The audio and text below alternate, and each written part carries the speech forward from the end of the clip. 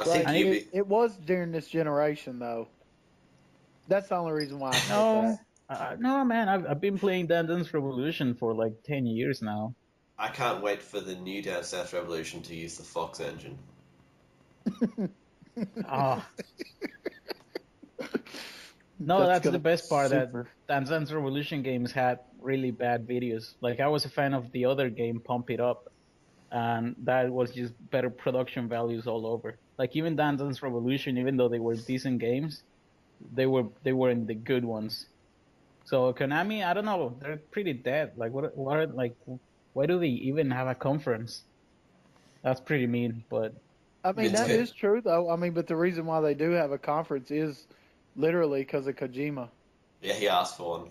Yeah. uh, I yeah, mean, seriously, that's all he has to do. He just has to ask for one, and he's got such a big franchise. Then they can't. After Kojima's gone, though, yeah. I mean, what does happen to Konami? I mean, they pretty much are crap. Yep. No, they sell games though. Like Castlevania Lords of Shadow actually sold. Uh, I think it Yeah, sold better than pretty no, no, much no. everything else. I feel you on that, and I'm not. I'm definitely not down in Castlevania because I've been a great fan of them for what I'm saying many many moons. But yeah, other than that, not much. Yeah. No, I'm with you. I don't like it, but it is selling. So, they Yeah. have that. There should be also a Square Enix conference, but I don't see it here on the website. So, I don't know when it is. What about Capcom? Or did their direct? I don't think they Did ever that do count for a that? conference on E3 because they have their own stuff. They have their own event that they show people. I remember like a year ago or something, they took a lot of people to the event, which was set on an island or something like that. Yeah, They that's just right. made it really like a resort island, and just this ridiculous thing happened. But yeah, I mean they do that, so I don't think they do anything during E3. They show their games during other people's conferences. Right. Hmm. So, Konami, and then you have Sony and Microsoft and EA and Ubisoft, and then you have Nintendo. But now Nintendo was supposed to go first, but I guess that this is kind of breaking news that Yep. everybody has kind of leapfrogged that. I haven't seen this mentioned anywhere, honestly. We were talking about this before the podcast began. The deal here is that the way it used to be was that Microsoft, EA, Sony, Ubisoft, these people would have their own conferences the first o- day of E3, on and then Tuesday. I don't know if it was on Tuesday each time, but it maybe was, but it was on the first day of E3, right? And then Nintendo had them on the second day. So this year Right. Nintendo's like, you know what, screw that. I'm gonna jump head in first. I'm gonna do mine before E3 even begins. So they decided to have it at 7 a.m., which is like 2 or 3 hours before E3 officially begins. Then all of these other people also moved their conferences ahead. So now they're doing it a whole day before Nintendo and before E3. This is just kind of turned into a daggone circus. Yep. You know what it is? What's funny though? Like, can you imagine all of those people that are taking flights to E3 and they schedule their flights months in advance so that Oh they would be crap! there within like hours before E3 on Tuesday? Well, these people are gonna miss all of these 4 conferences on Monday. Yeah. Oh my! I didn't. I did not think about that. So the conferences are going to be held in the Kodak Theater or whatever. It's just the day before E3 officially opens. Right. Well, I think that's what that theater is for. It's like it's separate from the actual convention center. They have their Well, Mm-hmm. stuff there, and then they go to the convention center to their floor space. so who's going to be attending this? I don't know Yeah. unless like Alex said, unless Unless the E3 opens people early. go on and get there on the weekend, like if people start getting there on say Saturday, you know what I'm saying, spend Saturday and Sunday in LA and then they're ready for a week Yeah. of you know what I'm saying, E3. They could No, you're possibly do asking that. them. if not, then like Alex said, then they're gonna miss the whole first day. Yeah, I mean, I don't know. It's kind of because I don't know. It's messed up. You're asking people to be there a whole other day, even because honestly, I don't think this was known in advance. This is something that we just found out. I don't think we missed the news. And what's today's date? Today is the 4th in the here, 5th, the 5th in Australia. 4th. Yeah. Right. So we're just now finding out this news June 4th at, you know what I'm saying, mine and Alex's time. It's 8 p.m. at night on Sunday.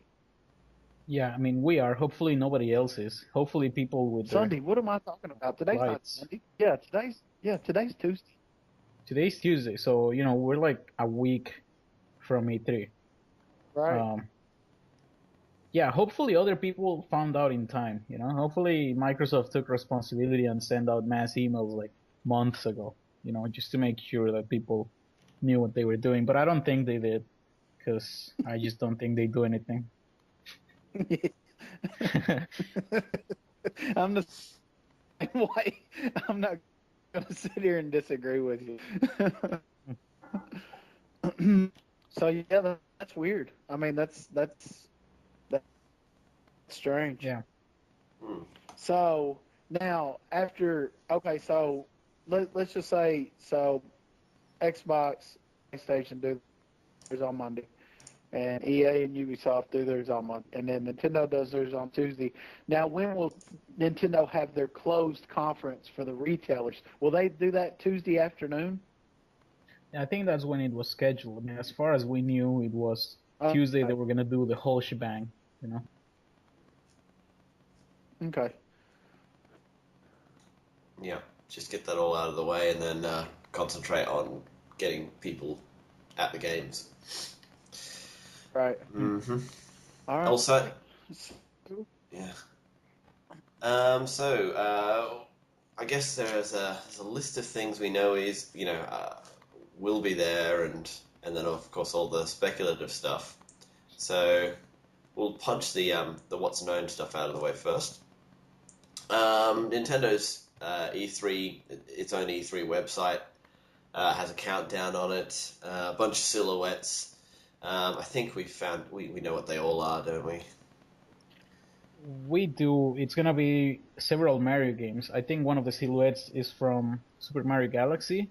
So it's fair to say that they're gonna be showing the 3D Mario. Yeah. Yeah. They also have Super Mario and Luigi. Well, Mario and Luigi RPG.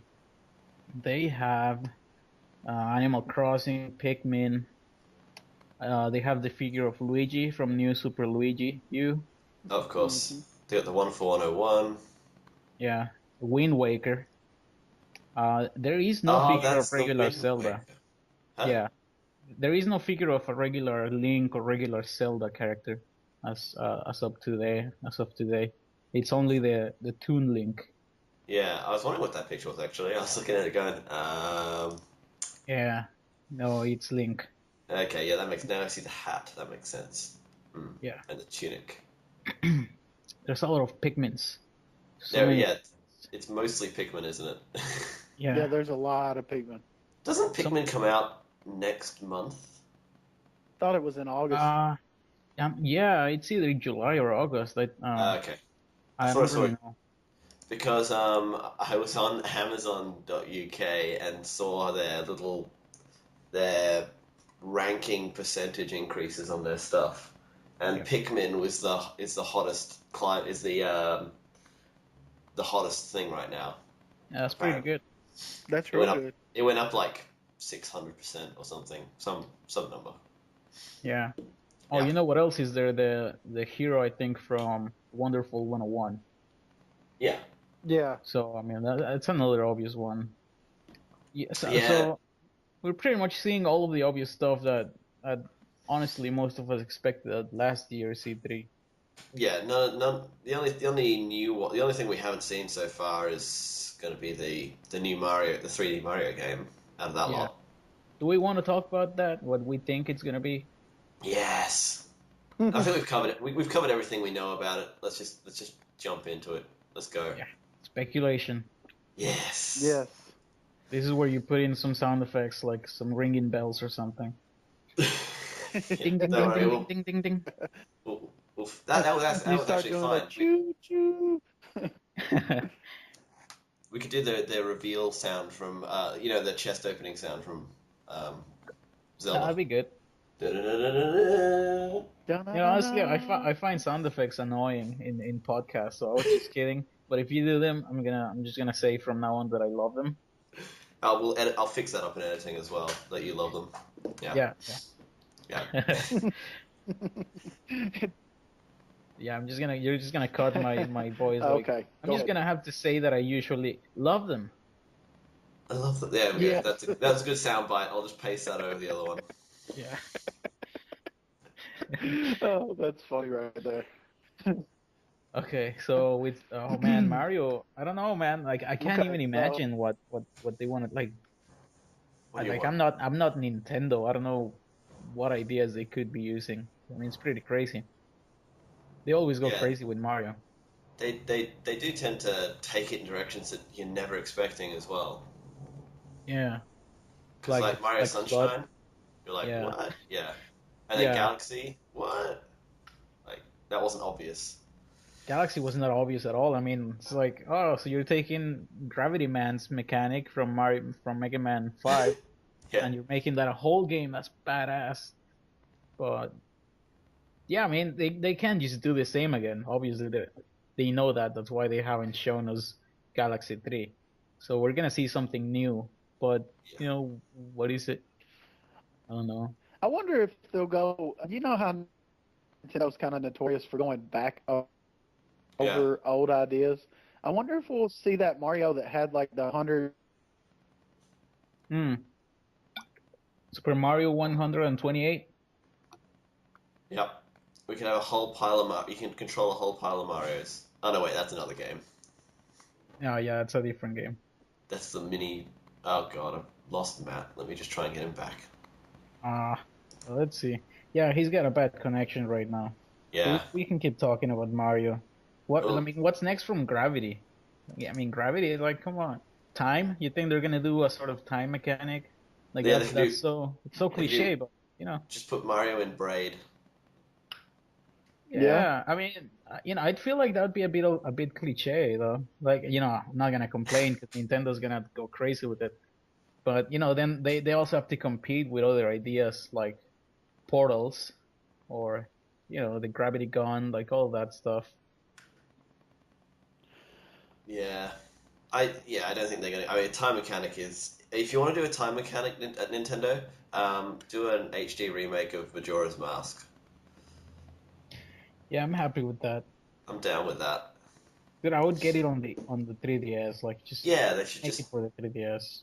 Yeah, they should just do that because I think a lot of people, like a lot of current gamers, missed out on Majora's Mask, and I think it has, like the mechanics under it, like the time mechanic is incredibly strong in that game. Yeah, I mean it has like one of the best timeless gameplay designs. Like it's just the complexity of it is just insane. Like it's complex and elegant. Mm. No, it's insane design. Like it's even if the game itself is like kind of backwards in terms of well, not backwards, but just outdated in terms of the cinematic presentation and whatever else you want. The game design itself is super tight. It's just crazy tight. Mm. Mm. Yeah, with the new Mario 3D game, I don't know. I kind of miss Mario 64 jumping into paintings, and Yeah. I really like that. Yep. I miss the exploration elements. Like I just wish I could get a huge world and then I'd have to figure out what to do. Yeah. I really liked Sunshine. I mean, Sunshine, even though it wasn't, the greatest Mario game, I liked it because of like what you are saying. It had a world that I could explore and I could get around and screw around in as well. Yeah. I had a lot of fun with that. Remember getting onto Yoshi's back and like exploring around just to find out what new stuff you could do. Yep. Or like even just jumping on rooftops like that gate like game developers that are listening to us right now, jumping on rooftops, it's super fun. It's a super fun mechanic. I've done it on Super Mario Sunshine. I've done it on Dragon's Dogma. I've done it on too few games to mention. Like, there's not that many. So, Yeah. and it's one of the most fun things to do. Like, I probably spent hours jumping from rooftop to rooftop on Dragon's Dogma. It's just that good. Just do it Um, more. My It's that favorite. free. Yep. Go ahead, Cubits. Go ahead. I was gonna say it's the it's like that freedom of movement of just being of getting places you shouldn't. It's sort of like sequence breaking without sequence breaking. Yeah. Just Yep. fun. My favorite thing to do in Mario Sunshine, and this goes along with you guys, is the one where you would look up at the sun, Noki Bay. You could go into Noki Bay, and it had this huge cliff, and it had a springboard that you could grab, but you could actually take it up higher on the cliff. My favorite thing to do was to get that springboard and climb to the highest point and just do like a perfect dive. And I would do that for, I mean, I've done it so many times. It's actually kind of sad, you know. Yeah, I mean, But that like stuff you is said, fun, you know? Like, it I was, think that's man. It something was super fun. they're missing it from like the Mario Galaxy games, because the Mario Galaxy games are like very restricted in terms of where you can go. Correct. I mean, They're you know, fun. I like the Galaxy games. They're super fun. They have such creative mechanics. Like, you know, like in Mario Galaxy 2, practically every level is a new mechanic, and that's brilliant. Like, every level could be its own indie game, but you never feel that sort of freedom that you felt in Mario 64. I mean, you know, Mario 64 even rewarded you for it. Remember when you did that really messed up climb through the mountains, and then you got on top of the castle by like Yeah. trying to glitch or do some stuff, and you found Yoshi and he gave you 100 lives just because you're so badass. Yeah. Galaxy doesn't do that. No. That's you know, I want that in the new one. Yeah. I like the DS version of Mario 64 as well, where you could play as the different characters and you had different abilities. Yeah, I thought Hmm. that was cool. It's sort of like adding a little bit of Metroid to your Mario 64. See, I want to play that because I never did. Yeah, it was really cool because it was a game. It was meant to be. It was like a game for people who had played Mario 64, and it changed a whole bunch of it up with the mechanic. I went back through and beat it again. You know, whenever I got it on my DS, I went back through and beat it again. And I mean, like you had said, it did. It felt like a new experience. Mm.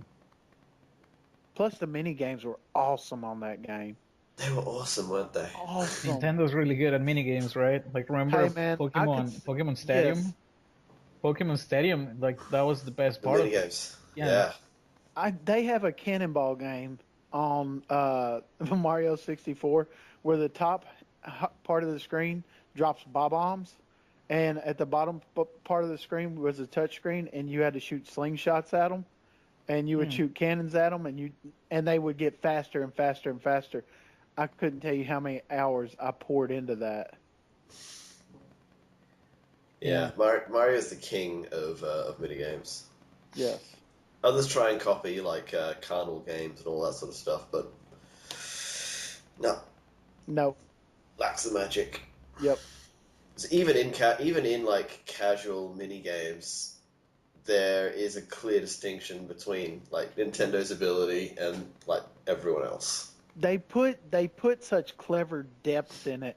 It doesn't feel deep, but the next thing you know, you're playing for 2 hours and you've been like, you know what I'm saying, just trying to get farther and farther and farther whenever there's nothing pushing you. That's what the magic is. There's nothing ever pushing you, but you continue to push yourself because as you get farther, you see that it gets just a little bit harder, and then just a little bit harder again. You know, and you're like, man, I can do this. I know I can do it. This is a simple game. That's the beauty of it. They make it seem so simple, but it's really very deep and hardcore. Hmm. If they wanted to, I think like Nintendo could produce the best smartphone games. Oh Oh yeah, yeah. easily, dude. They could make, you know, I mean, it's just like that. Like each new Mario game that has mini games seems to have like 5 or 6 new cut the rope or Angry Birds just built into them. Like they know these are time wasters, in between the time that you actually put into the real meat of the game. If they Yep. wanted to just make those, dude, they'd be making millions and millions. Yeah. Yeah, oh, there's no doubt. I mean, even in the new Super Mario Brothers for the Wii U, I mean, they're little mini, like, they've got the boost mode, and then they got the challenge modes, and then they got the speed runs. They're just totally Yeah, addictive. There's nothing to them. You know what I'm saying? But they're so addictive. yeah. So what do you guys think about Super Mario 3D Land? You think we'll see more like that? To see that's along the lines that I think that they're going to go with the Wii U version. Because I mean it was pretty explorative. Also it was pretty Uh, clever. yeah, it was really clever. Like in my opinion, it's much better to get one of those than a new Super Mario Bros. U. Mm. I think Oh no, I agree. if anything, they should take the Super Mario 3D Land formula and figure out how to apply those same, multiplayer fun mechanics from New Super Mario Bros. Yep. Yeah, it would increase the complexity and just the fun of the game so much, of the co-op game with your family of Mario, and it would remain as simple. Like it would remain. Super Mario 3D Land is not a difficult game to play.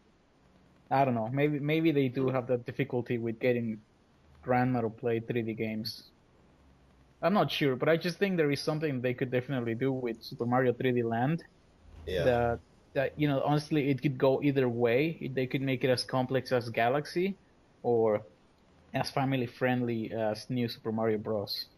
Right. They, because it's because the 3D games are a slower pace than the 2D ones. I think that if you did you had managed to put the multiplayer style from New Super Mario Brothers into it, you'd be able to have a lot more like cooperative play. Mm-hmm. It's interesting. Like being able to use people to get to ledges that you otherwise couldn't reach, and that way you can like diverge the single player and multiplayer gameplay in the same levels. Yeah, That's a really cool idea. yeah. No, I'm totally thinking now like Legend of Zelda Four Swords. Well, Hmm.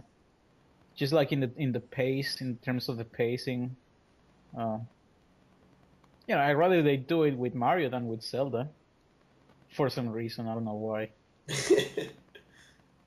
I Zelda's think it's fine. because I think it's because Link feels so um it Like, feels so single player. You know what I yeah, mean? I feel so messed up, like seeing like a red Link and a blue Link and a Yeah. green Link. Is like, no, no, no, they're all like, even Nintendo knows this. That's why their storyline for the games is stupid. It's like, oh, Link is this one guy, but he grabbed the four sword, so now he's four.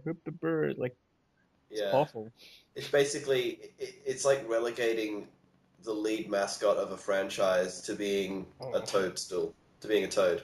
Yes, that's Yeah, right. yeah. So you just let Mario, Peach, Luigi, and Toad do it. Yeah. In 3D with 3D Land. I don't know. That's an idea. Maybe we'll see something like that. Yeah, that'd be cool. Although, I mean, I did like the levels of 3D Land, but it because it was a merger between the like Mhm. classic 2D style like Super Mario Bros. 3 and the 3D gameplay levels, it sort of lacked that exploration of like it had no hub world. Mm-hmm. It Yeah, did. Running. I mean, it felt like, to me, it felt like a real evolution of Super Mario 3, of Super Mario 3. 3, yeah, yeah. Yeah. Which, I Would mean, is y'all? great. It's like, oh my God, that's great. People complain like Nintendo has never made anything better than Super Mario Bros. 3. I'm like, 3D Land, dude, it's right there. Hmm. Yeah. Would y'all go for Sunshine too? No, I'd buy it, Yeah, but I mean, I would. but I mean, that's not I what I like want. Sunshine. You know what I'm saying? I'm just They asking could about. No, they could totally improve it. Like it's just a matter of fine tuning some things. Like honestly, Sunshine was a great game. It's just that some things didn't resonate with me, like Flood. Like the idea of Right. Flood. Maybe it works better now with the gamepad. Maybe they can do something better. But I think it was just a bad core mechanic. But I everything else, like the exploration, the levels, the stars, Yoshi, 3D, all of that, I thought was amazing. Yeah, I see. I'm very, and this is why I'm not a game developer. I mean, I'm just very unimaginative. So I'm thinking, well, maybe they'll do Sunshine 2. Well, maybe they'll do Galaxies 3. I don't know what. That's the thing I love about Nintendo is I don't know what the heck they're gonna do, but every time they Yeah, do something like that, it's pretty freaking amazing. Like it's something I never expect. yeah, So I I appreciate that. yes, Yeah, I mean, Yeah.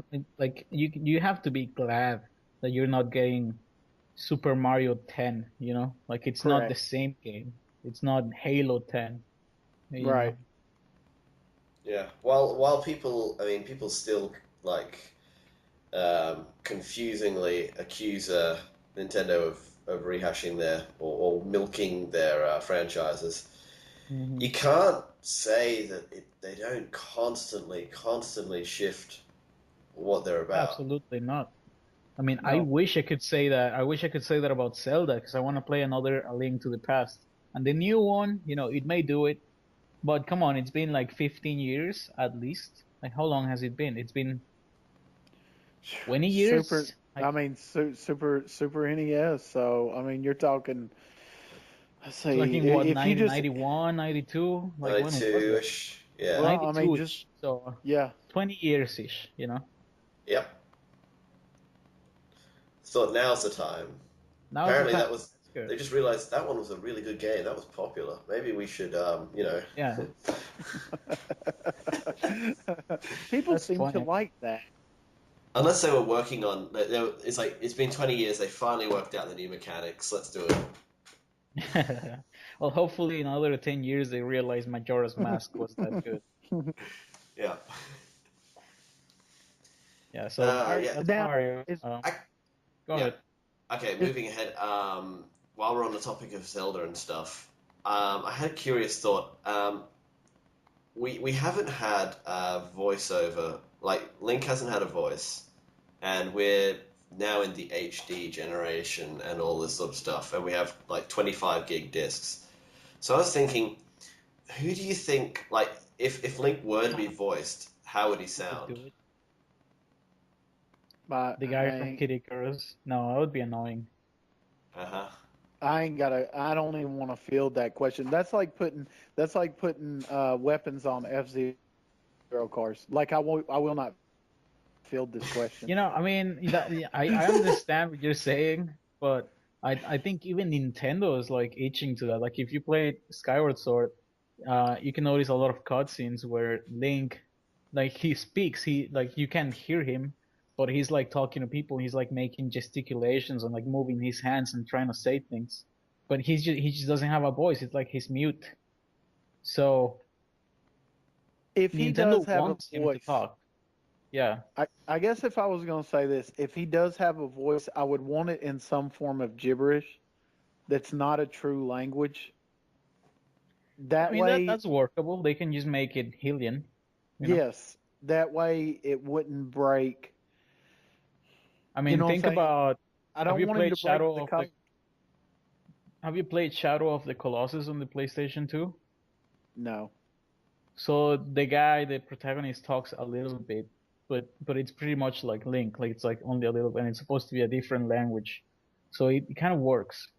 It's not too big of a deal, but um, I'd rather it wasn't gibberish. I'd rather it was just a language, a made up language. That's what I'm You know? saying, a made up language. I don't want it to, Yeah. you know what I'm saying, sound like a bunch of crap. But like even Midna, I mean, I felt like what the way that she spoke is how her kind would have spoken. That's what I mean for Link. Like if he does Yeah. talk, I understand that it's not going to be like a true formed language, but I want it to feel like that is the way that his people would talk. Yeah, I'd like to see Nintendo do more of that. Just make a more of an auditive or like audio based storytelling, you know, because you know in Skyward Sword they tried what you're saying, like when you hear Fi's supposed to sing, right? She sings and dances in a few scenes, but the singing sounds all messed up. And the same with Zelda, like it doesn't. You can tell they want it to be a song, but it doesn't sound like a real song. Right. So because they're using gibberish instead of an language that we don't know. So I'd rather it was like full voices, like real voice acting, full on voice acting, but in a language that we don't know. Yeah, now I would very much accept that because to me, it's almost the same as being silent because it's not any language any of us could ever discern anyways. You Yeah. understand where I'm going with this? Like Yeah, it it has to still be gives foreign. It has to be exotic, right? Because that's correct. Zelda. It's like Yep. it's about this like culture that is like. I mean, that's think about Ocarina of Time. Like everything is a foreign or like exotic culture. Like you have Middle Easterns, you have African people. You know, you have the Gorons, the Gerudo. Like they're basically just stereotypes of Right. real exotic cultures. So Mm. that's fine with me. Just make the whole thing exotic universally. Midna's Like, like one of my favorite characters in any Zelda ever. yeah, she's great. I wish Fee was like half as good, and she could have been better, but I don't know. I Nintendo, mean, man. just the way that she talked, she made me feel like she was evil, but I felt like I had to Yeah, trust her too. Like she was very much yeah. like Gollum. No, I don't think it was as bad as Gollum, No, but I I get what understand you're what saying. yeah, you know what I She mean. seemed Like like she she had just, her motives, you know. Yeah, yes, she gave me a very uneasy feeling. Like, man, is she lead me into a trap? And it was yeah. so sweet. Like the way that she talked was like almost so sweet. She would go la la la la la la la. I mean, it was a very monotone but You know very who's gonna love soft. that? We're gonna make a soundbite of that, and we're just gonna send it to Andy. La la la la la la.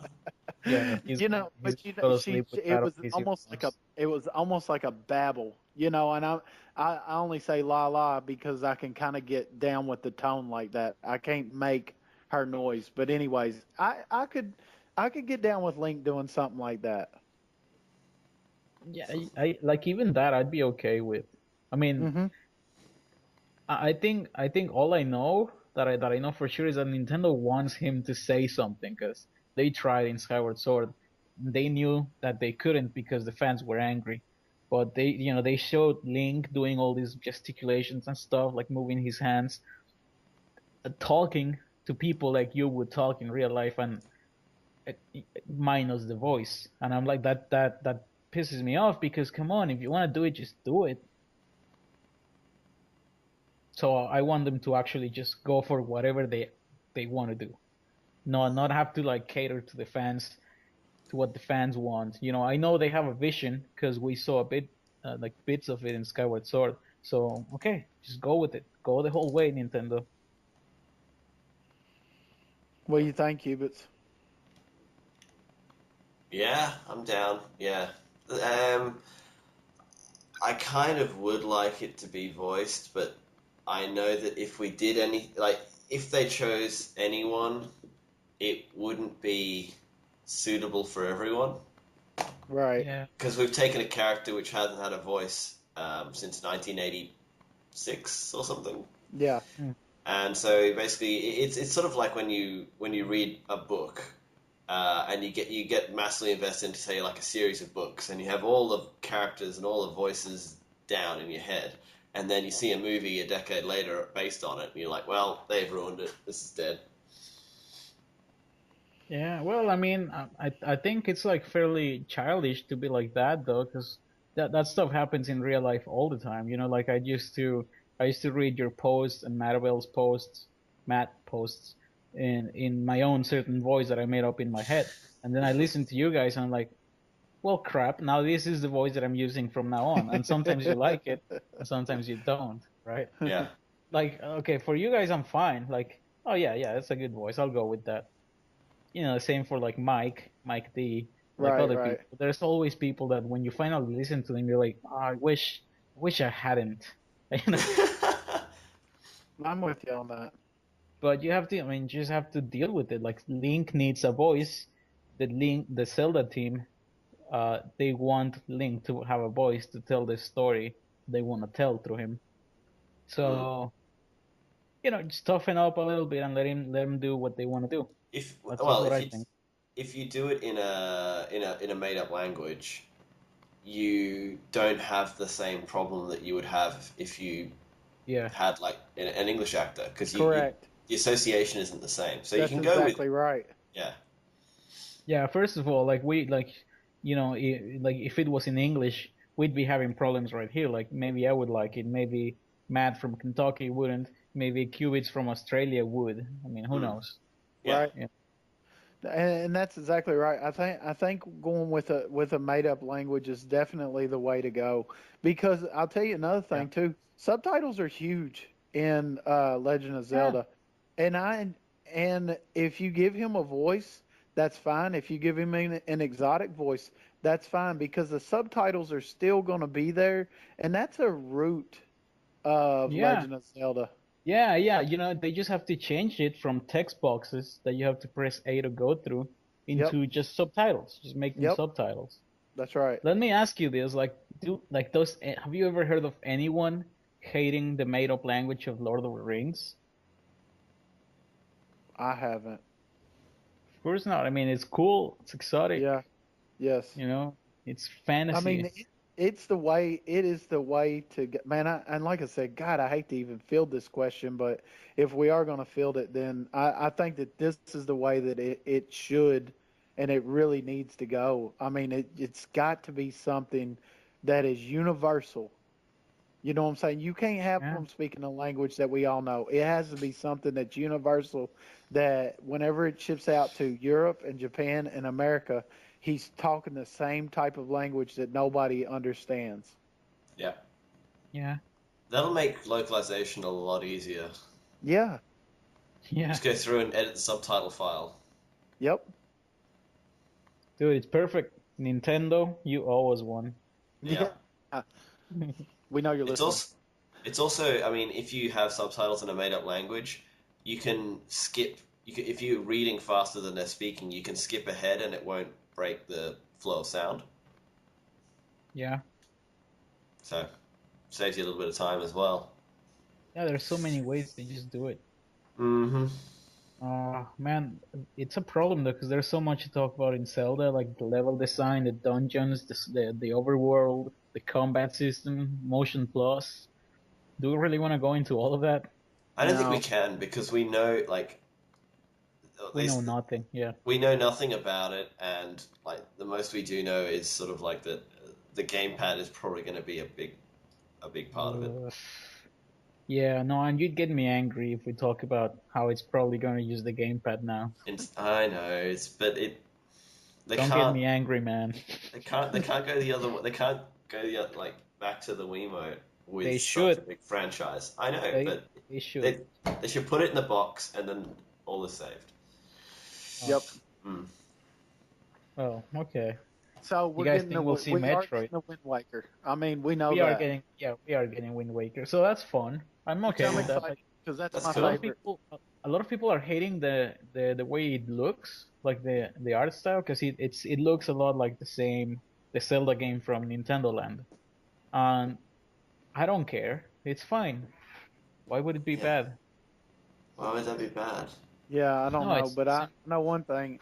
I'm getting the Wind Waker, and I am excited. That's my favorite Zelda.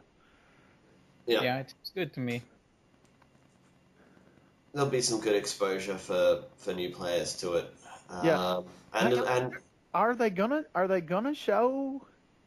They're not gonna show. They won't have more of the demo Zelda, will they? What do you mean? Oh, of oh, the 3 demo? the Yeah. new Zelda. Well, I mean, I mean, it's kind of. I think it's gonna be a while before we get to that point.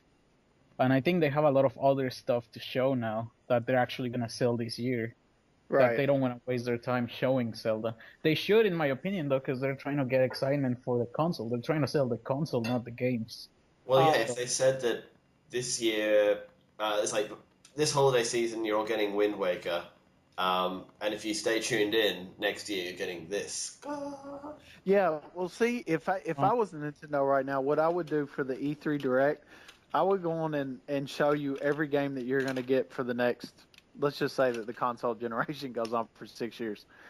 I'm serious. For the Direct, if I was Iwata, I would come out on stage and I would have a mic on my hand or in my hand, and I would say, "Good evening, very good, glad to have you all here.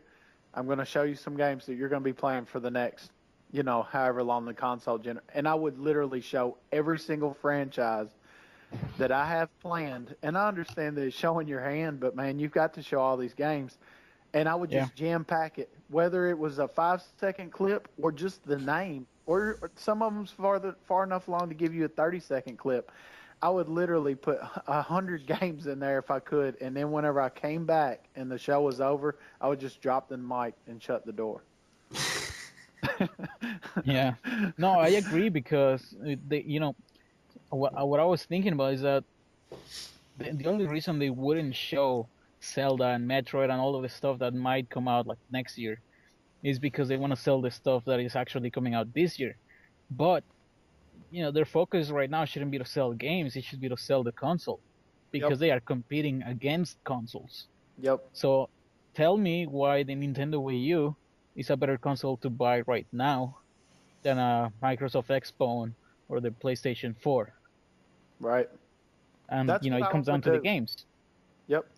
If it was me, I would show you every single thing that I have planned for the Wii U, and everything that you get beyond that.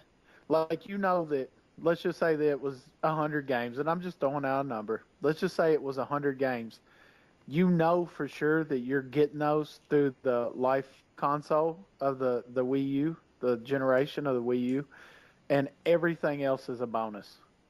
All the third parties are a bonus. All of, saying, what projects that they have that just happen to pop up, say like Bayonetta 2, is a bonus. I mean, how could you not be excited about that if they was to just come in there and just drop the mic and shut the door? Yeah, it's basically Nintendo coming in and telling you, look, whatever everybody else does, this is what we're doing. This is what for sure you're going to get from here on until the end of the console. Right now we are working on these games. These are coming to you for sure. They're going to be there. If you buy the game, you can get all of these exclusives. The console, you can get all of these exclusives. Yep. I don't know. I mean, it's just, I think that's it. It's just, so let's say that we do get like a 10-second clip of the new Zelda, and it looks like Skyward Sword 2. I'm pumped. Oh yeah. If they show anything F-Zero and it's anything near GX, I mean, which I've already got a Wii U, but I might go buy somebody else one. Yeah. Problem is though, is like who can be making it? Like right now it's possible, right? Because they said they have their partnership with Sega, and I don't know if we know for sure that all 3 games that Nintendo announced are gonna be Sonic. I mean, we know 2 of them are, so maybe the third one is F-Zero. It could be, and if it is, I hope it's made by the original Amusement Vision team. But I tell you what, I think that this Sega partnership is not going to be short-lived because Sega has a lot of franchises. Nintendo seems to be actually a really good fit for them, and I mean, you could even be looking at another Mad World 2. You know what I'm saying? They've got other games that have been exclusive to Nintendo consoles. And I'm not saying that is the third game, but to be honest with you, I think that these 3 games is just the beginning of something really, really nice between Nintendo and Sega. Yeah, I hope so. I mean, I agree with you. I think they've always been a good fit ever since the PlayStation 2 era, and especially this last Wii era. It's been like Nintendo and Sega are the only real, how do you say it? The only real contenders from the old games era. You know, not the Yeah. oldest. They're not Commodore, but they've been at it since the NES and the Master System and the SNES and the Genesis. They had similar values, similar games. They focus so much on gameplay and so little on cinematics. That sort of stuff. Yep. They just fit together. Now that Sega is by themselves, it just makes sense to make partnerships with Nintendo. That's where your best audience will be. Yep. People that I buy agree with you. Uncharted don't care so much about Sony. That's what I'm saying. Right. So I hope it's like you say, that the partnership is it's a long-term deal. Yeah, And I don't. For some reason, I just don't feel like it's going to be short-lived. I think that this is going yeah, to be a good thing. And I'll tell you another thing too. I don't think that the partnership with Platinum is going to be short-lived either. I hope so. I mean that's a real act of good faith. Like imagine if you're a game developer and Sega comes and tells you, you know what, we can't make your game. All like the past year and a half that you've been working on it, it's all gonna go to the can. It's all gonna go to the trash because we just can't fund it. So good luck. And then, well, you're saying, well, screw you, Sega. And then Nintendo comes in like, hey, don't worry about it. I got this. Yeah. You trust them. Yes. Yep. I think that and just talking about the reveals of the Sony and the Xbone, I think that old battle alliances are gonna come back more in this generation. Like, it really Yeah. doesn't surprise me now that I sit back and look at it that EA is going with Microsoft. They're both American companies. They're both, mega corporations. And to be honest with you, it really does make sense. But I really think that this partnership between Nintendo and Sega is going to be long lived, and I actually think it's going to get bigger. I think that the one between Nintendo and Platinum is strengthened, and I don't know how much is going to come to fruition from it, but I do think that there's going to be good games down the line that come out of it. Maybe not every single one of them, but I think that that's going to be a good partnership. I see Nintendo, and I don't know how they're going to do it, but somehow or another, I feel like they're going to get Suda 51 on board. Oof, I hope so. I really want that. I do too. I'm with you on that, Cubits. I mean, he's a and his games may be as violent as all get out and things like that, but he's a really creative young Japanese developer that, he needs to be tight with somebody like Nintendo. And I'm not saying he couldn't do the same thing with Sony because obviously that's a Japanese company as well. But I just feel like Nintendo is a better fit because his games are so wacky and zany. They remind me of Nintendo games, but what they have is obviously an M rating.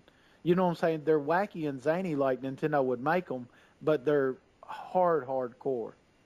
Yeah. You know what I I really think would that he's love? a good fit. Yeah, and especially when you think about how much good Nintendo has done as a supervisor to specific games like Eternal Darkness.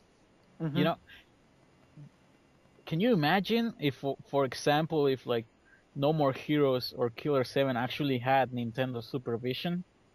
You know, like if the reason Retro can make amazing games is because of Nintendo, and that's the same reason for Silicon Knights and for so many people, how amazing would a game be made by Suda 51 in collaboration with Nintendo? Like, let's say with Yoshio Sakamoto. Let's say Sakamoto and Suda 51 make a game. Yeah. I'm not gonna fight with you on that, but the only thing I'm gonna say about that is more what can Suda 51 do with Nintendo money. I'm not saying that I don't want Nintendo supervising him, but I do want Suda 51 to have every bit of money that he can to make the game flourish as big as he wants to.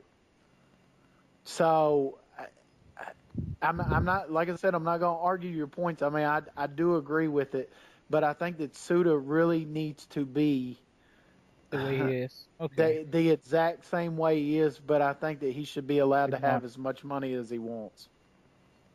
Yeah, I mean, I can agree with that too.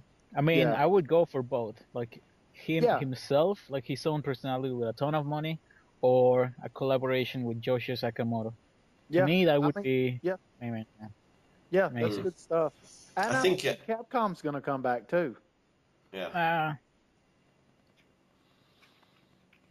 I'm Capcom's just doing all telling right. you, and it just kind of looks that way if you look at the landscape and the way that it's kind of laid out.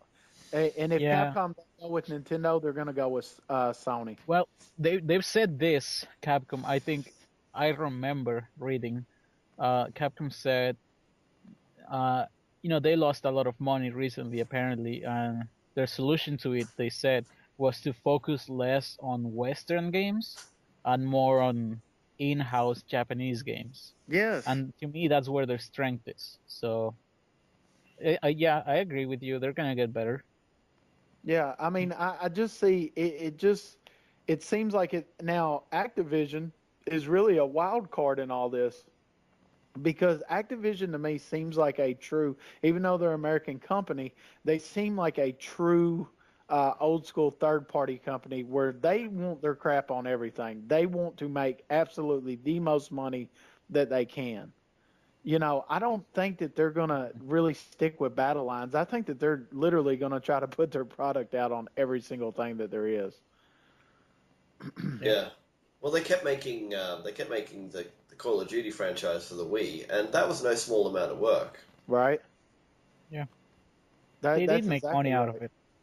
Yeah, Yeah, they do make good money. So I think even with Black Ops 2, they said didn't make their expectations or whatever. I think they still made money, you know? yeah, yeah. So, I mean, hopefully they keep supporting us with Ghosts. Yeah. Yeah. Man, I say this every year. I don't know if I'm gonna buy it again, but it always comes down to who else buys it. Right. Yeah, and I Especially wonder if since we're not getting Battlefield. Um, exactly this is a place where Activision can capitalize yeah, by going where EA won't. That's down. right. They can go down because EA won't. Well, Hopefully they get a few more, a few more sales this time around, and actually do release the DLC they've promised in the last two Black Ops games. correct. Um, Well, I tell you what, something I'm really yearning for, and people can get upset about this if they want to. I'm sick and tired of people saying that Nintendo needs more Western games, and to a certain degree, I won't deny that. I mean, they do need probably some more first-person shooters. They don't get a lot of those kinds of games. Maybe an adventuristic, RPG. Okay, that's fine, but I'm really ready for the Japanese to step back up and give me um, just do what yeah, they do. yeah, completely agree, man. Yeah, I mean that's why I'm here. You know what I'm saying? That's why I'm with you, Nintendo. You give me, you and your developers, and I think back to the GameCube generation whenever we got the Capcom 5. I mean, those games were all very unique in very different ways. Like I need that again. You know what I'm saying? Come on, guys. Y'all have the uniqueness and the ability to build these types of games. Just do it. Get your Well, I crap think together and just do it. I think one thing to keep in mind though is that a lot of what was really good about Capcom during the GameCube era was thanks to Clover, who are now Platinum Games. Right. So we are getting that. We are getting Project 101 and we're getting Bayonetta 2. So I think what you want, you should be asking of Platinum. No, But no, no. from Capcom, And I'm excited with what Platinum's bringing. You know what I'm saying? yeah. Don't get it twisted. I know where Platinum come from and things like But that. I'm just saying I I know what just you need mean. that. I'll Yes. tell you what you want from Capcom. You want more Monster Hunter and you want Dragon's Dogma on the Wii U. That would be nice. That would be nice. Yeah, I mean, I'm not gonna fight about that. Yes, that would be very nice. But I just need I need that Japanese uh, Yeah. and I'm gonna go completely off base here with Sega. I love Super Monkey Balls. Now that is not a game for everybody, but I need that kind of weirdness in my Yeah, games. yeah, Just stuff that's unique that I can just get sucked into. It's a 60-second puzzle game for each level. I'm hooked. I mean, this is what I'm looking for at E3. That strong old alliances are made and just great games come. Okay, That's I it. can see. I like that theme of bringing back these old alliances. And I think you're Yes. saying it because of the danger of I want to call it pop gaming. The Yes. fact that Microsoft is selling Call of Duty every year, and it's on Microsoft. That's where it sells the most. Microsoft is selling you the same games every year, whatever. And that's fine, but they are for the pop audience. Yeah. Uh, so I agree with you. Like if people like Capcom, Konami, like etc., they want to continue making the same kind of uh, and I hate using the word, but they are hardcore games. Mm-hmm. I want to call them alternative games. That's what I want to call them now, Right. or like rock games. If they want to Yeah. keep making the same rock or alternative games, they have a good chance by making an alliance with Nintendo Yep. and right now Sony, but we don't know yet. No, So we don't. And if we are going to talk about Western devs, the type of Western game that I want is on the Nintendo console is like Bulletstorm, which is made by People Can Fly and Epic.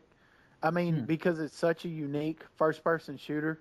Like, I don't mind having Western games on the console, but I want them to be unique. I guess that's the thing that's kind of getting me right now is it does feel like gaming is very me too, very me too, me too.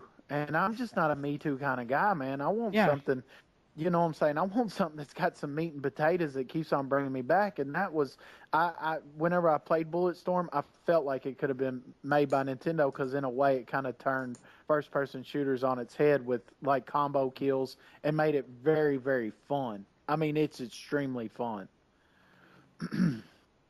yeah, But it's deep, it's rich. You know what I'm saying? It's a rich game. Those are the kinds of Western games that if I'm clamoring for, those are the ones that I'm asking for. That's the yeah, kind of stuff that I want to see at E3. That this is the groundwork. This is where it starts. Let's get in here and let's do work and bring some games to the people and make some money. Because I'll throw them all the money they want. yeah. So we should move on to another game. Let's see. Uh, Is Mario Kart and announced? I think it's safe to say that we're gonna hear about it, and Okay. I don't think there's much to speculate about. I mean, it's just Mario Kart. It's just gonna be another Mario Kart. They'll, Yeah, Maybe they're I gonna know, but use I the was just gamepad. wondering if it was coming. I mean, I didn't know if Oh, they it's. said I it was mean, coming or not. yeah. I think I'm like 80% sure that we're gonna get it by Christmas. I would Oh. say so. I can't remember if they announced anything about it.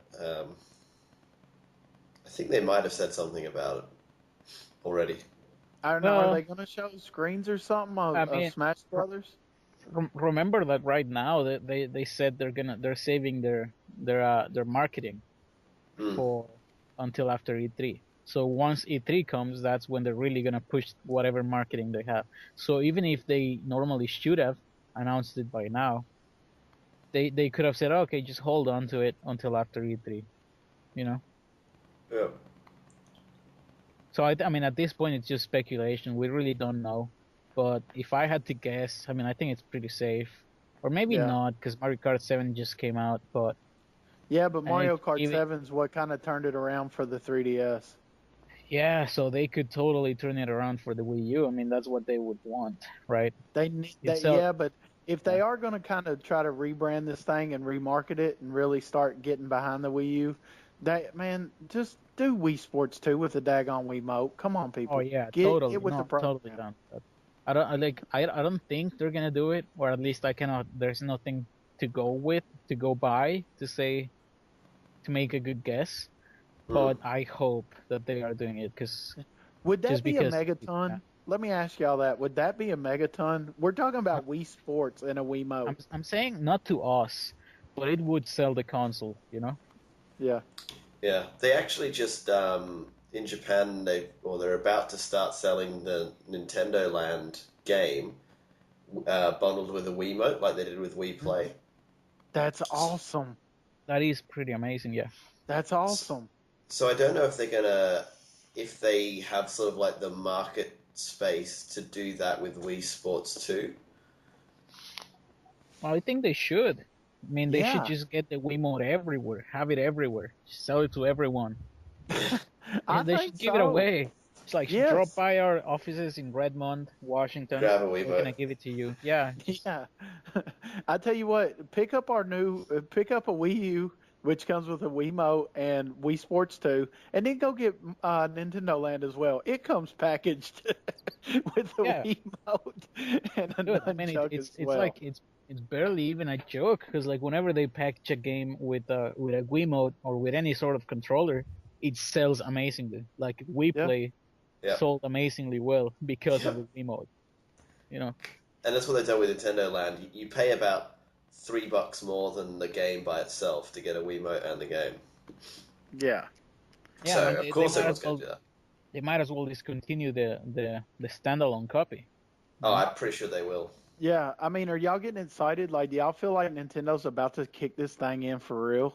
I hope so. Like I think it's like a relaunch, and Yeah. they're finally gonna actually open up their cards. They're gonna be like, this is what we actually had in mind all along. You know. It's got me hyped. Well, they just pushed like in Japan when they announced the Nintendo Land bundle, they also showed their new extended battery and their new SKU for the system, which is the white deluxe model. So it's coming. Like you can see the wave building in the distance. All right, Yeah. good. You know I what? like What like the batteries got me a little angry because Nico or however you pronounce that, they were Yeah. making their own, right? They had their own battery that was supposed to greatly extend your gamepad battery life. You can And get that. I thought they canceled it. I thought they're No, just you not can get selling that. it. You can get that. See, what Yeah, I thought was that they were forced not to sell it because Nintendo was selling their own. So I didn't know it was actually out already. Oh, there are people who have them. Yeah. Yeah. A Med Okay. 1000 has one. Yeah. Oh, really? I really wanted to get one, but I'd have to buy it from like Amazon US and use proxy email addresses, and I don't know. Too much work. I don't have Amazon in this country.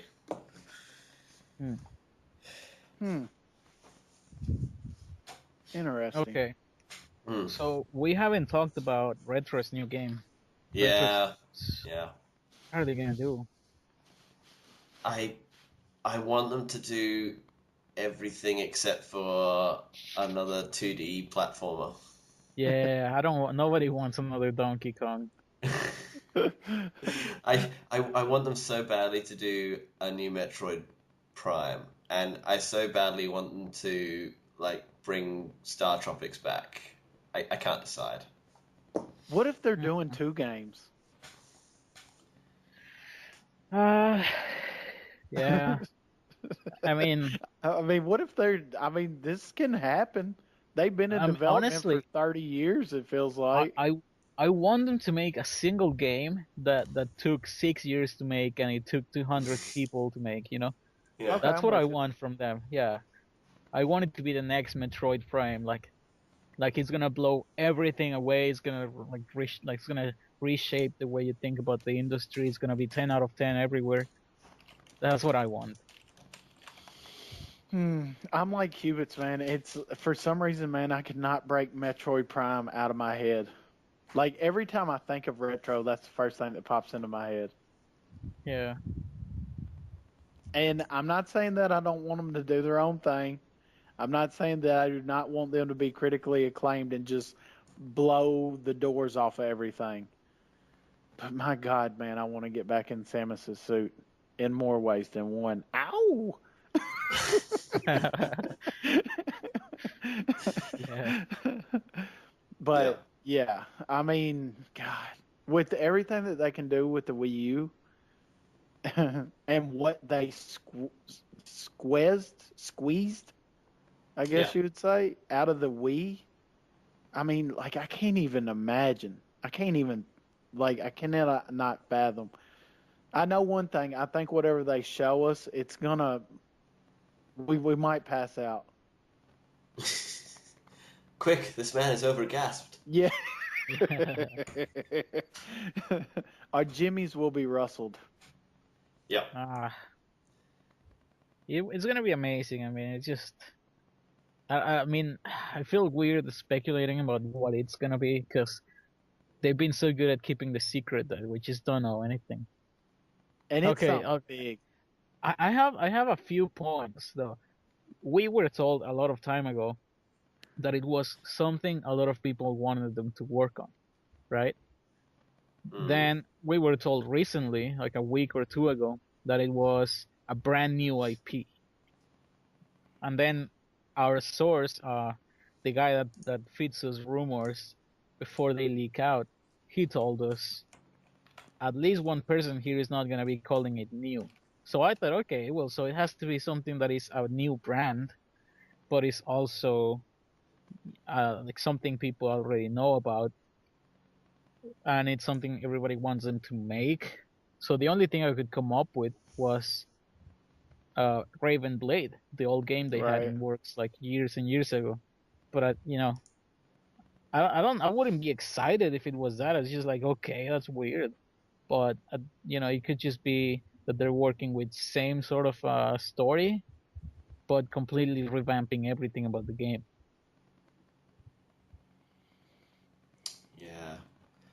I can see the potential to use the gamepad to do really cool stuff in Metroid, and Yeah. I would enjoy that. But I would leave that personally to Team Ninja and Yoshi Sakamoto. I think they should make the next Metroid and do it with the gamepad. Because Metroid Other M is already built basically for the gamepad. It was built for the gamepad before the gamepad even was shown. So and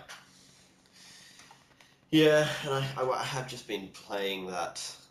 As anyone who's watched the last podcast would know, it is very good. I'm gonna go buy it after watching the last podcast. What? You don't have it? You haven't played it? No, not yet. I just haven't had time. It's so cheap now. Yeah, I know. Yeah, it's like that's why I'm gonna go pick it up. Like $5. Yeah. Yeah, and if it's like after you play your 30-cent copy of Super Metroid, you then go and play your $5 copy of Other M. It's a pretty good time. I'm excited about. I mean, I'm not gonna lie. I mean, everything I've seen out of Other M, like me, I'm just not a hater. Like I just love Metroid, and I've been wanting to play it for a long time. And right now, I'm kind of in a. You've been wasting your time. Yeah, all along. I'm gonna go get it. I'll go get it this weekend. If you don't get it, you're not gonna be on the next podcast. Don't worry, I'll go pick it up this next weekend. Yeah, better. But after watching the video, it finally put. And I tell you something else. After watching the last podcast, man, I wish I would have got Mario Strikers. It's so good. So much fun, and it was the first online Wii game. Yep. And it let you take you could be playing 2 people on your TV against 2 people on someone else's TV. That's pretty cool. You could take a friend online with you, and it was so much fun. Okay. Actually, speaking on sports, since we know that EA isn't like a big time partner of Nintendo, do you think that we'll see a lot of you know what I'm saying, like Nintendo sports? I personally hope so. I love what I saw out of Strikers. I am a total Mario Golf fanatic. Yeah. Oh, maybe they're just gonna make a really a super meaty Wii U Sports. That is actually. Maybe I'm just asking for too much, but I'm asking for a Wii Sports that contains Mario Golf and Mario Tennis and all of these things. That are as deep, but have the variety. Didn't they already try this on the Wii? Wasn't it called Mario Sports Mix or something? I think, but that was a Square Enix game. And they developed it. It's not Nintendo, I think. No, I tell you what. I'll tell you why that's not going to work, Juke, is because Nintendo loves money. They're not going to pack in 4 Mario games into one game that are that big. And that's just being honest. Yeah. You are right, though. I do not know why I didn't think about that. I bet you Wii Sports is big at this E3. That might be. I hope so. I mean, I hope it really could be because, I mean, if you don't have EA doing nothing, and myself personally, I would rather play the Nintendo Sports anyhow. Mm. Especially some boxing, man. I could go for some Wii Sports boxing right now. Yeah, if only Punch Out sold. See, and that's another thing. I mean, think about this. Let's sit here and break this down real quick. You got Mario Tennis, okay. You've got Mario Soccer or Strikers. You've got Mario Golf. You have Punch Out. So right there, you have three yeah, sports you already got or four. four sports. Four. Yeah. Yeah, I mean, you got bowling on Wii Sports, which I would consider all in itself. Yeah, it was pretty deep. It was pretty It was a awesome. worthy game, that one. Yeah, it's Yeah, very, very definitely. worthy. So, You I have mean, okay, really, so truly, you have more than that. You have wave race. You have yep, 1080p yep, snowboarding. That's already how many games is that? 5, that's six. 7.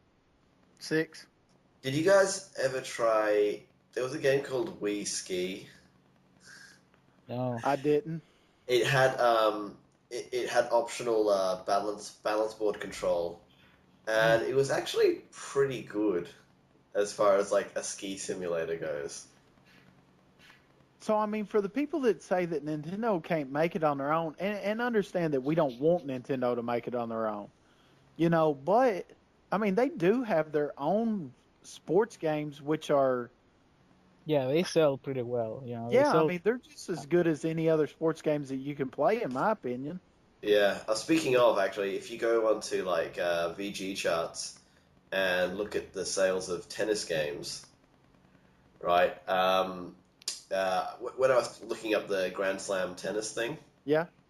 Grand Slam tennis is like the 11th best selling on the Wii is the 11th best selling tennis game of all time. But it's behind about it's the second best like realistic tennis game of all time, and the rest are Mario Tennis, Tennis on the NES, Sega All Stars Tennis, or it's called Hot something Tennis. I don't know. Yeah. Like arcade tennis, way bigger than real tennis. Yes, Yeah. absolutely. I mean, even I will take Wii Sports Tennis over any tennis game. As simple as it is, that is fun. Yeah. Yeah. You know, if they made a American football arcade game, then they would sell millions and millions and millions and millions. They just sell Yes. so much. And the thing is with EA's sports games, my favorite versions of those games were always the street Yeah. games, Yeah. and Yep. that basically is Mario. Yeah. Yes. That's pretty much Mario. Yeah. Yeah, I mean, I want to play the arcadey. You know what I'm saying? That's the thing I love about SSX so much. I mean, it's just arcadey fun. Yeah. I wish. I mean, I could imagine like a Nintendo World NFL Street would be hilarious. Yes. Get some Bowsers in there. Yes. Yeah. They'd be my linemen. Yeah. Hey, they already have those characters from Super Mario World, the linebackers or whatever. Oh yeah, actually. Yeah. I mean, and another thing too, if you want to think about the fight, I mean, if you want to consider fighting genre, you know what I'm saying, sports, then you got Smash Brothers. Yeah. Which Well, is that almost like a joke to say Yeah. because it's such a hugely popular game. Yeah, that one's definitely gonna be its own thing, just forever. I mean, it's just gonna be, and I'm fine. Like I like that they make it so huge and so packed with content. I mean, I understand the point of view that all these competitive gamers have that they like Smash Bros. Melee over Smash Bros. Brawl. Yeah. I totally understand that, but I'm saying I don't care. You guys can go to hell.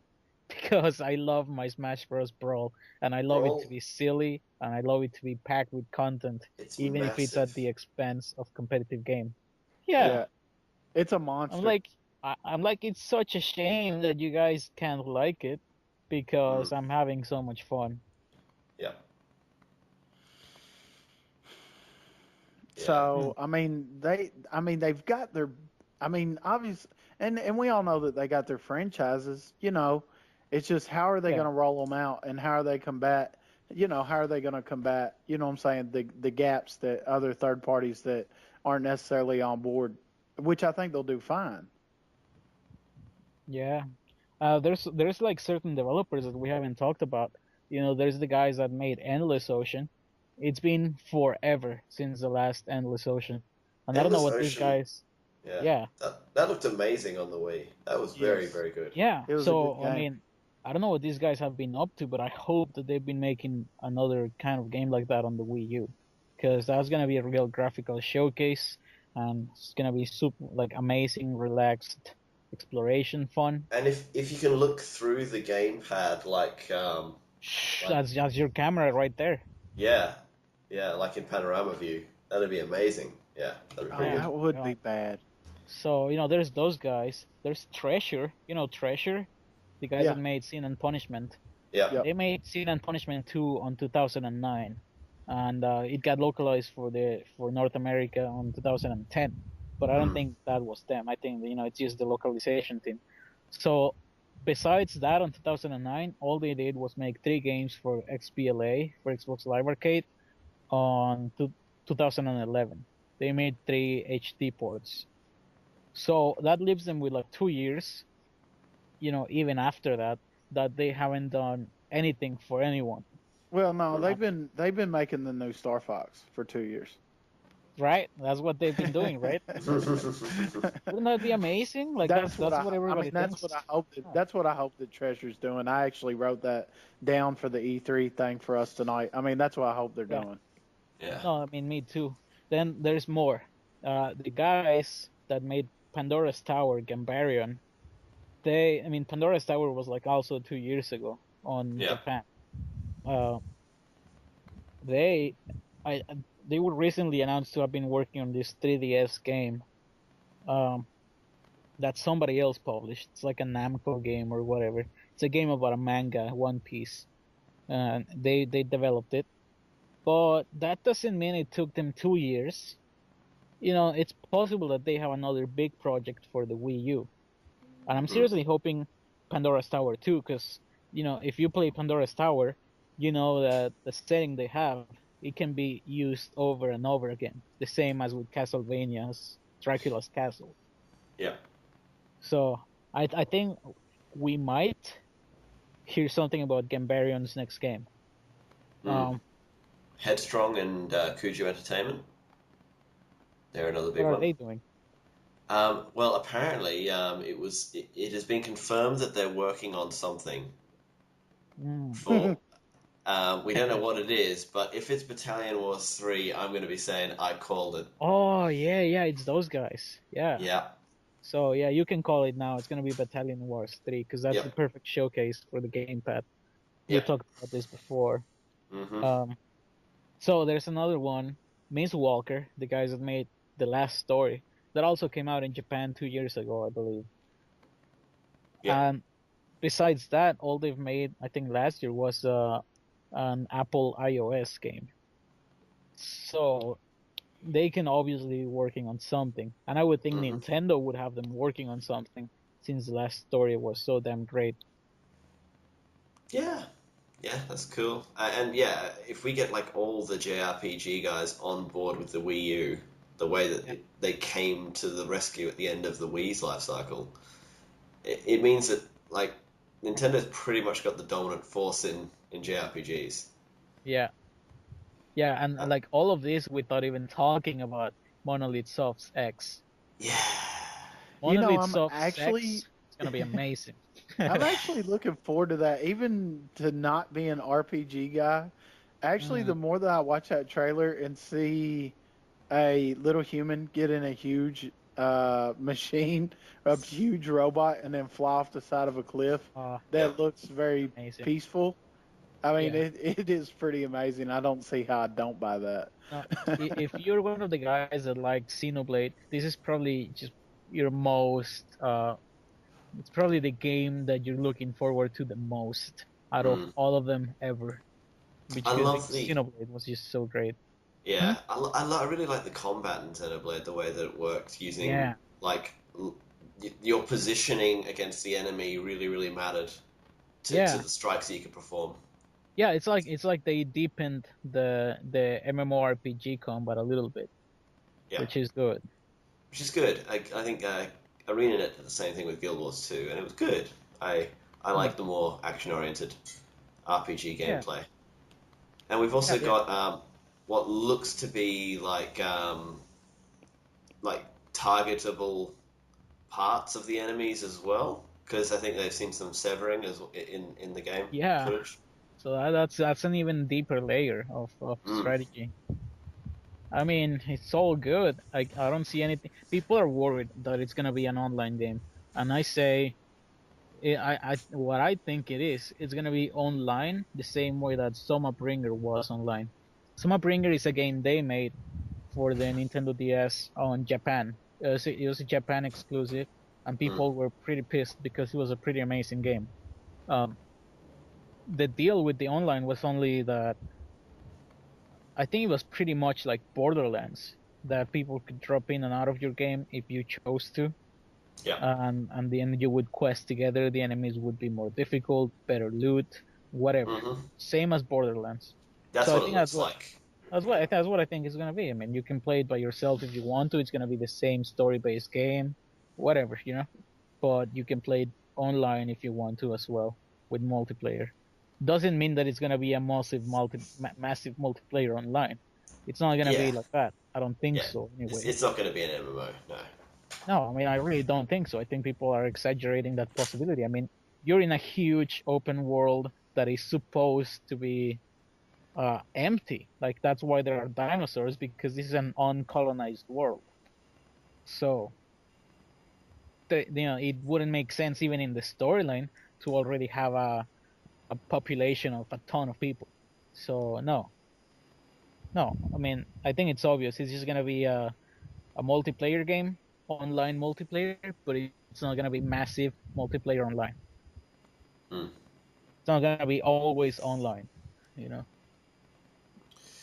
Yep. Monster games haven't done anything since Excitebots that I know about, and if I can't get no F-Zero, then I'm hoping that they're making another either Excitebots or Excitruck. Weren't they in the news?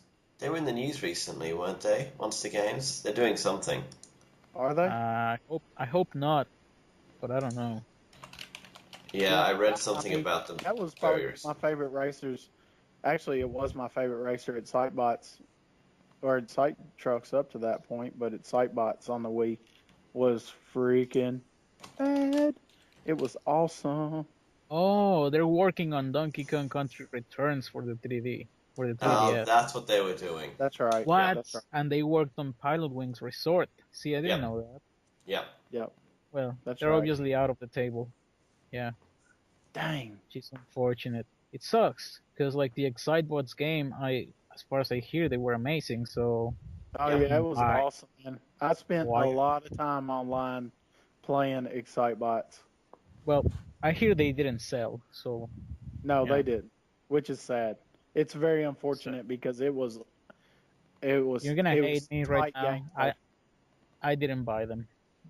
I know. It's your fault. Yeah, I don't figure that many people did, though, to be honest with you. I was such a fan of Excitruck, though, that I kept up with Excitebot, and as soon as it came, I already had it pre-ordered. Yeah. Big fan. After Excitruck, the other ones weren't even released here. That's sad. So I got Excitruck, and I love the terraforming, and it reminded me a lot of Monster Truck Madness, an old Windows game. Heck yeah.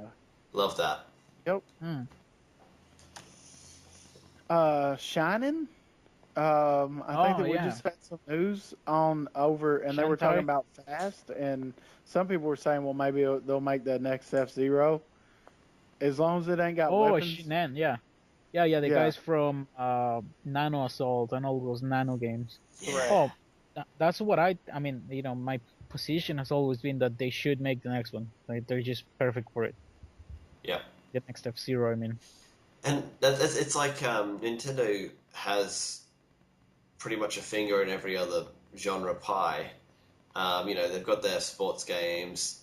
They've got a couple of shooter games. But yeah, racing games, they don't really really have anything happening in. They really need to get something there. Yeah, they've got to because and the travesty in that is that, and we'll just talk about Excitebots and Excite Trucks. Those games are just pure fun. They're fast and they're fun and they're arcadey, and Nintendo owns that with them. I mean, they're literally some of the best fun racing arcade games I've ever had. And then on the flip side of that, they have, in my opinion, the greatest racing game ever built. I mean, Alright. just because F-Zero is so fast and requires so much of the driver, you cannot get a racing game that requires more of you than F-Zero. Yeah. Yeah, I probably should point out that I did forget Mario Kart for a second there when I said that. Yeah, Well, no. but it's not the same. I mean, It's not a it's racing it's a game. party Yeah. game. Yeah. Yeah. Okay. Cool. Just I mean, to clarify. it's a racing game, but it isn't. We're not It's not about talking racing. about that kind of racing. No. Yeah. It's a survival game. Correct. Who can take the most blue shells? Yeah, it's a survival horror game.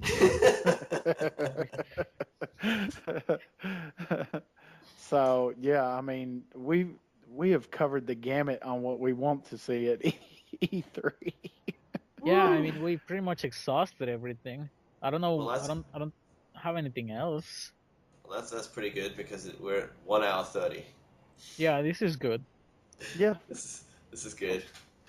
Yeah. I mean, Yeah. it is. I mean, it is crazy, and I don't think it's that us as Nintendo fans. You know, I don't expect that much out of Nintendo, but whenever you get to talking about E3, they have such a plethora of franchises that you literally have to go over. Well, they got this and they got that. Will this be there? Will this not be there? You know what I'm Yeah. saying? That's what makes it hard. Is just because they have literally so much that. I mean, if we really wanted to get into it, there's no telling how long this thing could be. You know, Yeah. just because they do have that amount of games. If you look at I got IGN posted an article. I don't really like linking to IGN, but I couldn't be stuffed doing the research myself. IGN has a summary of Nintendo at E3 and what they presented at each one since 1995. And you just look through it, and okay, there were a couple of stinkers.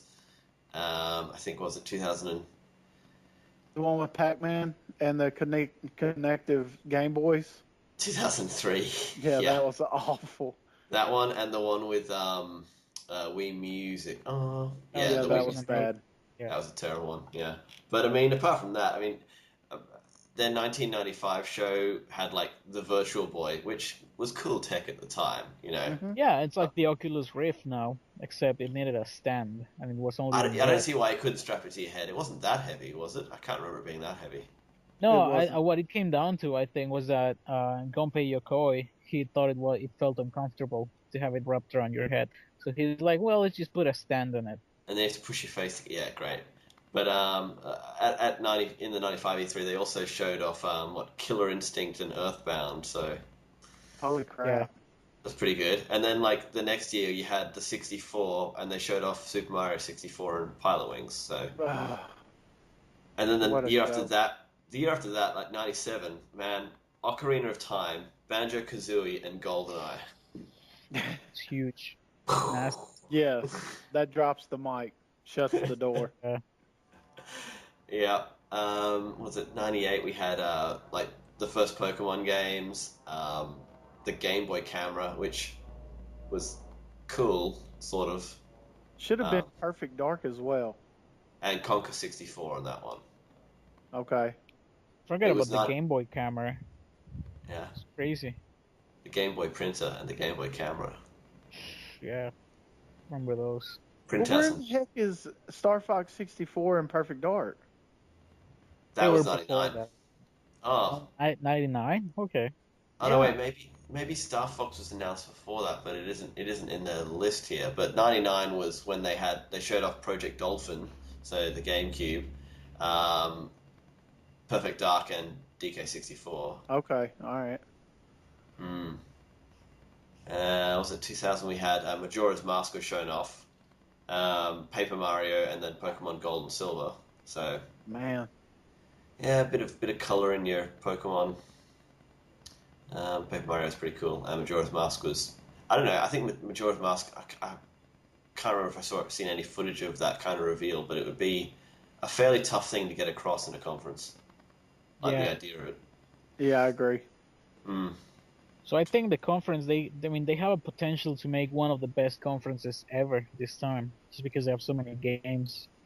Yeah, they've got the biggest pile of ever anything. It's They can show a new Mario, a new Metroid, a new Zelda, a new Wii Sports, all of the stuff.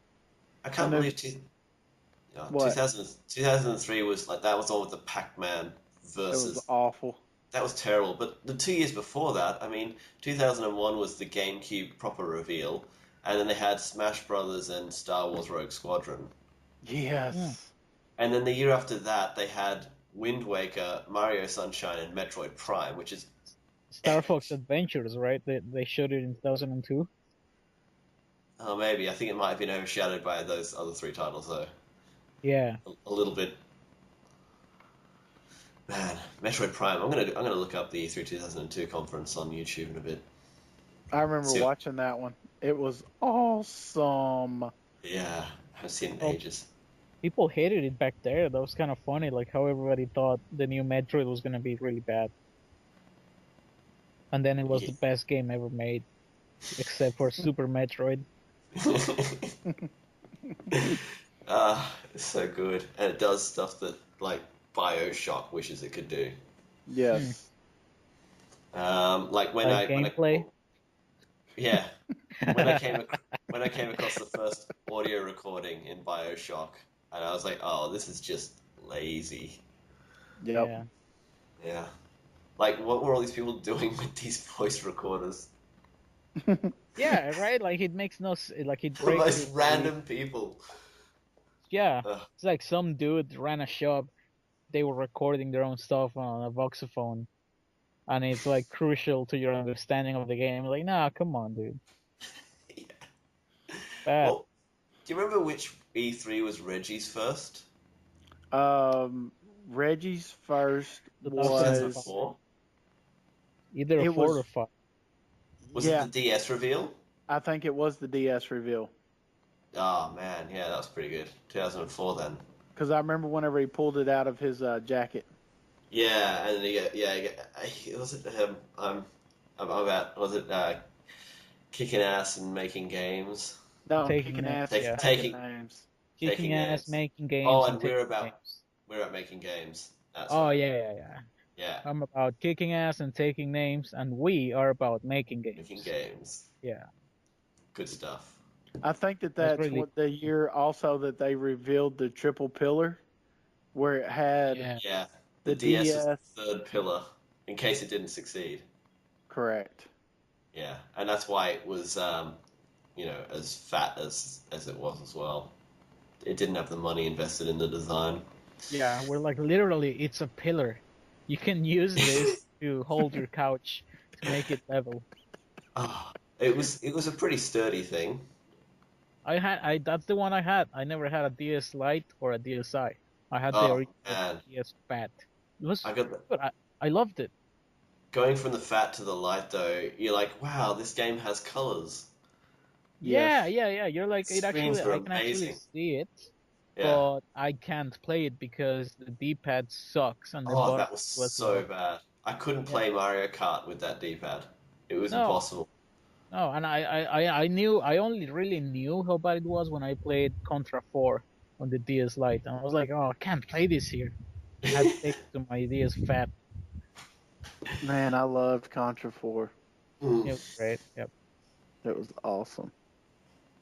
Okay, so I think we're pretty much up to speed on everything now. I think everyone remembers what happened after the DS came out. The whole Wii thing and the Wii Sports thing and the Wii music thing. And the Wii That's Fit what's crazy. Whenever you sit here and think about the franchises that Nintendo could release as Megatons, and now Wii Sports to me is part of that.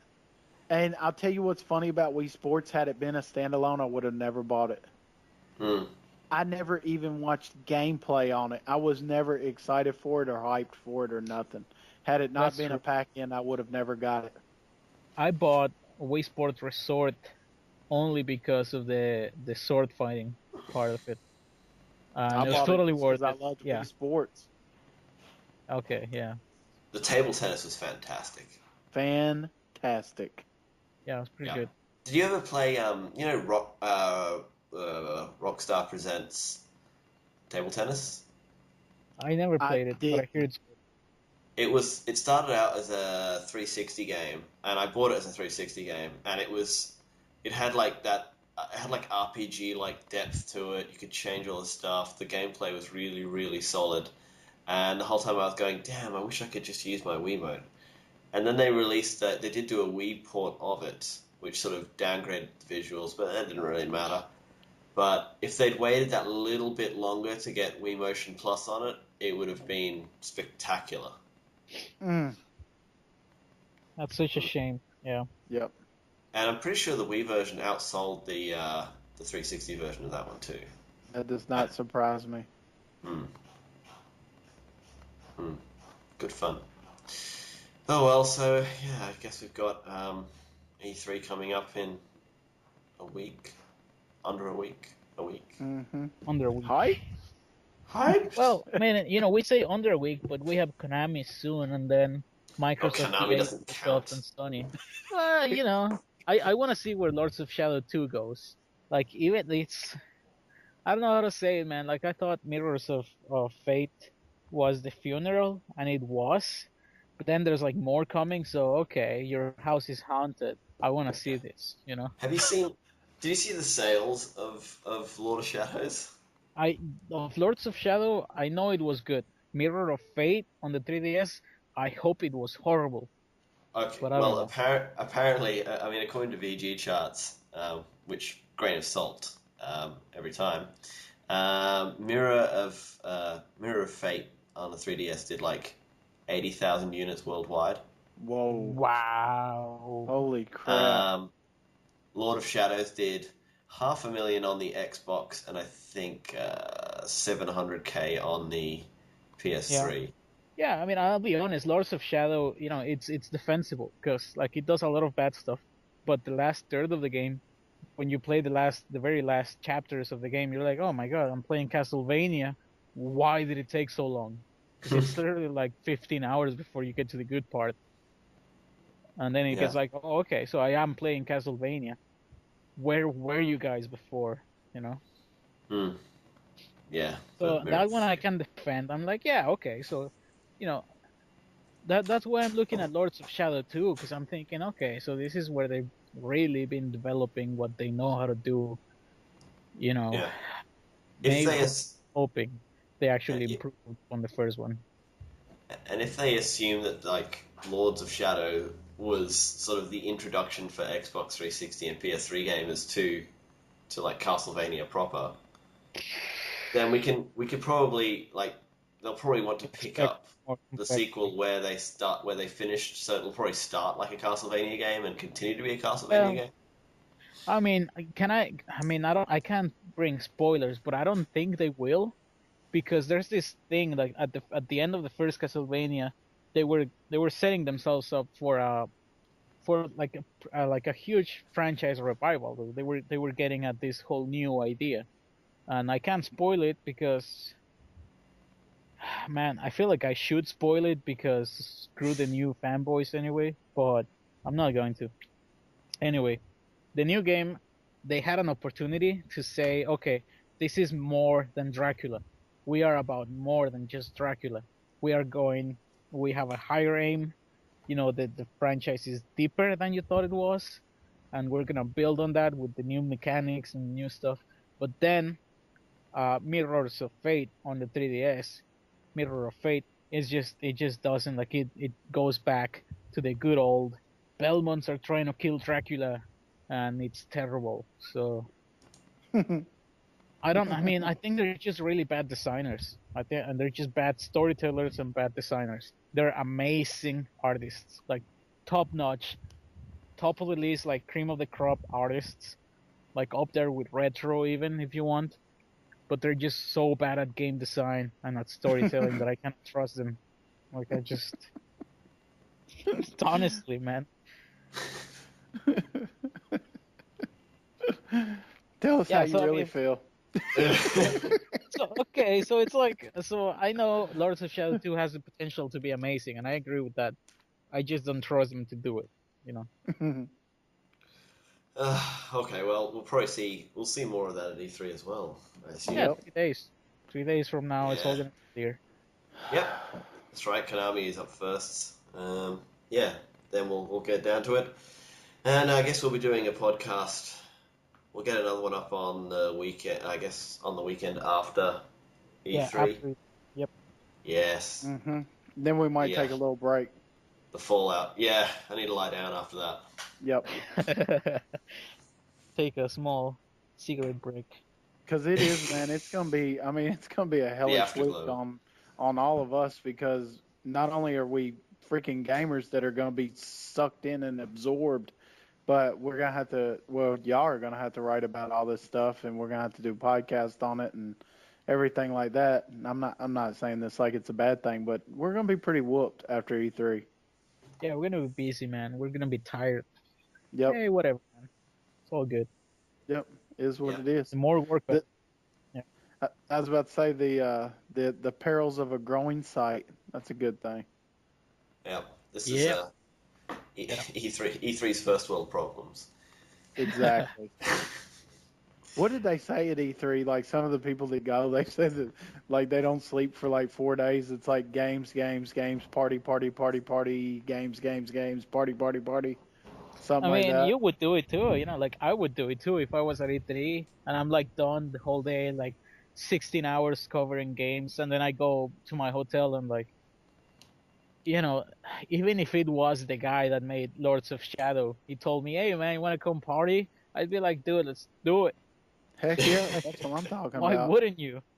I mean, Yeah. it's like, oh, I mean, so that's what happens. Like all sorts of secrets leak out, all sorts of new info, all sorts of friendships, PR contacts. Like it's a mess, but you go there, you have to expect that, you know. That would probably be like my hotbed because I mean I'd be in there mingling with everybody. Yeah. Hmm. Dude, Well, yeah, let's go, man. Next year, let's go. That's what I'm talking about right there. yeah. Let's Okay, but we can wrap this up here. Yep. Okay, thanks everyone for tuning in.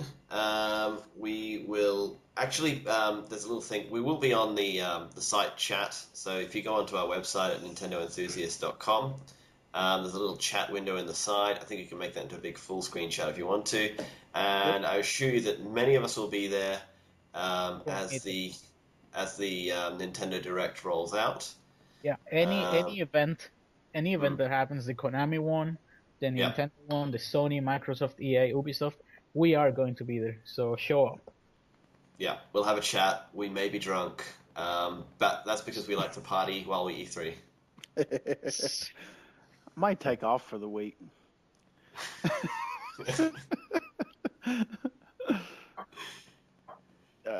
Okay. Oh yeah. Goodbye. Good night, everyone. Good Good night. night.